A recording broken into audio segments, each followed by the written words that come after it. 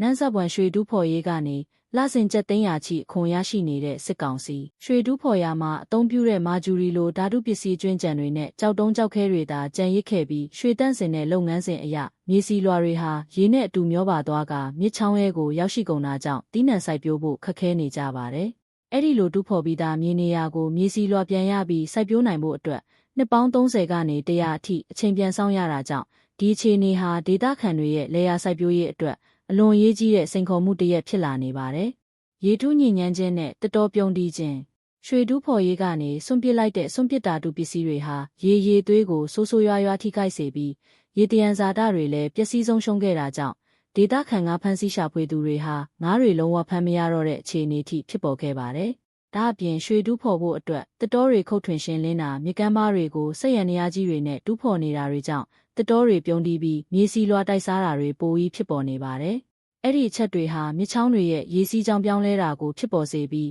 မိုးရာသီရောက်ပြီဆိုရင်တော့ရေကြီးရေရှမ်းတာတွေဖြစ်ပေါ်စေနိုင်ပါတယ်။ရွှေတူးဖော်သူတွေဟာစက်ရန်နေရာကြီးတွေနဲ့မြကမ်းတစ်လျှောက်မှာရှိတဲ့စိုက်ပျိုးမြေတွေကိုတူးဖော်ခဲ့တာကြောင့်ဒေသခံတွေရဲ့လယ်ယာမြေတွေနဲ့ဥယျာဉ်ခြံမြေတွေအများပြားပျက်စီးဆုံးရှုံးခဲ့ကြရပါတယ်။တချို့ကျေးရွာတွေမှာတော့ဒေသခံတွေဟာစိုက်ပျိုးမြေတွေရာသက်ပံပျောက်ဆုံးရတော့မဲ့အခြေအနေနဲ့ရင်ဆိုင်ကြုံတွေ့နေကြရပါပြီ။ပူတာအိုခရိုင်ထဲမှာရှိတဲ့ရွှေတူးဖော်ရေးလုပ်ငန်းတွေဟာဒေသခံလူထုရဲ့မီယိုဖလာအသက်မွေးဝမ်းကြောင်းလုပ်ငန်းတွေနဲ့တဘာဝပတ်ဝန်းကျင်အပေါ်ကြီးမားတဲ့ဆိုးကျိုးသက်ရောက်မှုတွေကိုပဲဖြစ်ပေါ်စေလာပါတော့တယ်။